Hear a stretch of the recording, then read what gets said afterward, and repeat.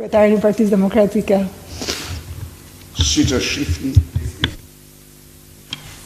shifni, ka shpërthyer një entuziazëm që Shqipëria nuk e ka njohur prej dekadash. Një entuziazëm i fuqishëm. Keni përballë dy fushata. Njëra fushate elektrizuar e qytetarëve të lirë, tjetra fushat e njerëzve të detyruar, e rrogtarëve të detyruar të ndigjojnë ndofta çdo gjë që s'do donin ta ndigjonin. Nga një njeri që ka humbur çdo logjik, çdo standard dhe etik, dhe kalon nga një banalitet në një banalitet tjetër. Kjo është e vërteta. Kurse fushata e Aleancës për Shqipërinë madhështore është në madhështinë e njerëzve të lirë. Aty mblidhen, mbajnë fjalime, diskutojnë njerëz të lirë. Ajo çka është problematike, censura e egër e mediave ndaj opozicës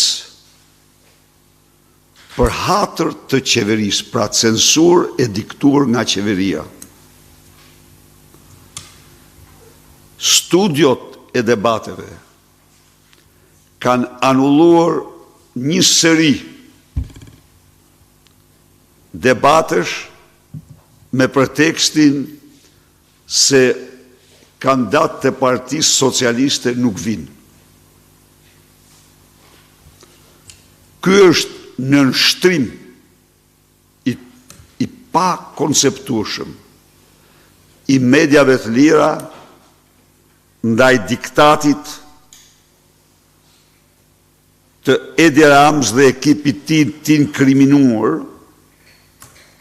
që nuk mund të dalë në dritën e diellit, pra në studion televizive, për shkak të bagazhit të tmerrshëm që ka, lidhje me krimin, vjedhjet e tjera me radhë.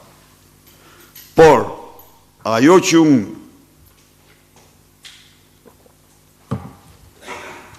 konstatoj me dhimbje të madhe në nënshtrimin e plot të haptë të mediave ndaj diktatit të qeverisë.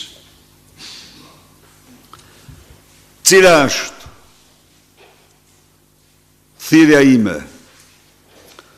Thirrja ime është që mediat mos mbyllin debatet e tyre, por t'i zhvillojnë ato me gazetar dhe përfaqësues të opozicës, e cila ka vullnetin dhe dëshirën të përgjigjet ftesave të mediave.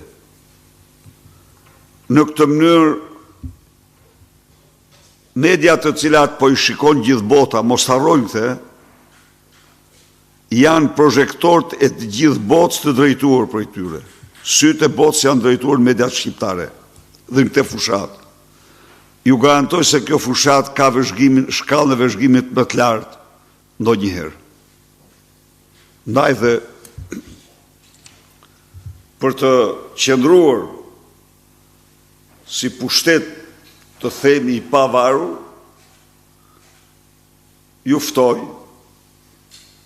që të vazhdojnë debatet në studiot televizive me përfaqësues të opozicës që kanë dëshirë të vinë dhe gazetarët pavarur për të bërë transparent para publiku shqiptar programin e tyre. Sfundi së fundi,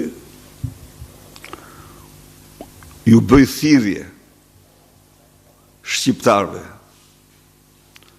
të besojnë vetëm zemrave të tyre, mendjeve të tyre, dhe asnjë ndikim nga asnjë përpjekje primitive për të manipuluar opinionin publik. Edi Rama po rrokulliset. Kjo është e vërteta dhe për të lexuar rezultatin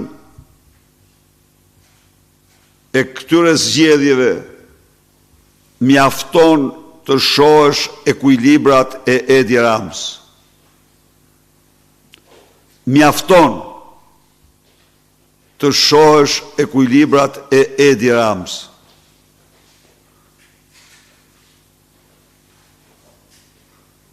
I aft të shkel çdo ligj dhe të bëj çdo gjë për vot, por i pa shpresë nga verdikti i shqiptarëve. Këto kisha unë për sot, pas një turi të jashtëzakonshëm siç e keni pa vetë, pas një pritje fantastike, kudo që kam shkuar.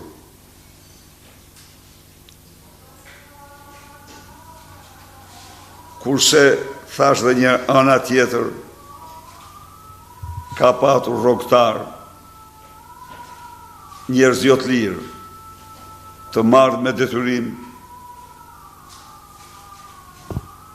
nga Tirana dhe qarqet tjera si figurina. Kaq kisha. Kalojmë te pyetjet.